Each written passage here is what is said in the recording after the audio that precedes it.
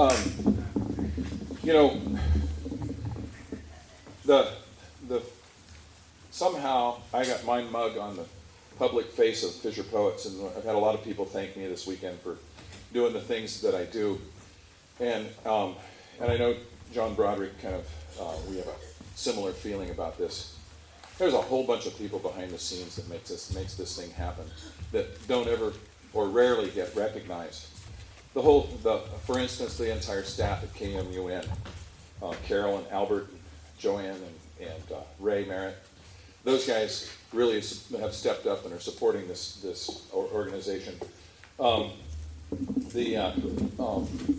so I just want to take the time to thank all the people behind the scenes, all the volunteers who watch the buttons, sell the buttons, all the people that are doing all the hard work, and Doreen, who works her butt off and then has to be dragged out to go listen to Souls of the Sea till 2 a.m.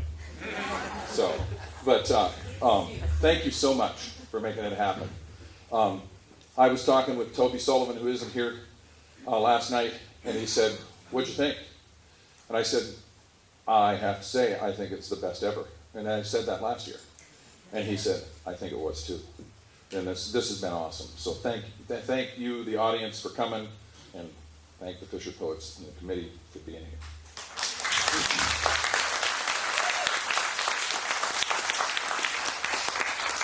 I do have 2 short announcements. I have blank pledge sheets for the anthology. I'm not going to explain it again what it is.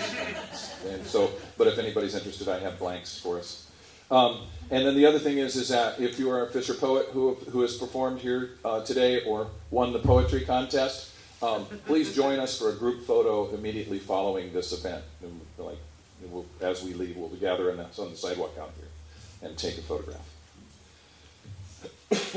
So, Measy, where are you? Where'd you go? So, it's kind of interesting I ended up following you. Why do we cling? Here's one reason. Twilight on the boat. The last of the light faded from the western sky until the mountains melted into the dark. We were rafted to 6 other fishing boats, adrift on a gentle swell, stopped on a school of salmon. The scattered vessels of the fleet were dark shadows in the distance, white lights glimmering above them as they drifted south with the ebbing tide. It was hard to tell where they stopped and the stars began. I was on deck, leaning against the stack, still warm from the run south, out of the river to beat the tide. A seat cushion beneath me, flashlight balanced on my shoulder, reading, trying to wind down the wire of nerves I always felt before a big day.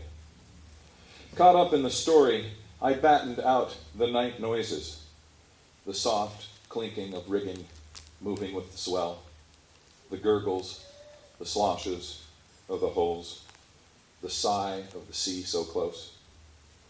A sound behind me, faint at first, then again, and there again, the whoosh of an exhale, a breath, a gasp for air. I put the book down and rose, slow and quiet, to see first one arcing shape break the surface next to me, then another, a sliver of light gray rising from black water. "Belugas," I whispered into the cabin of my vessel and another. The word passed from boat to boat. Soon all of us gathered in the deep twilight on a dark sea, silent as all of them rose for air around us. They were hunting the salmon we were stopped upon. No one spoke. They were after our fish, but for that moment, no one cared. As the night swelled around us, we held our breath, the void above and below, dark upon dark, dotted with specks of distant suns, and a meeting in between, where we floated and they swam. Thank you.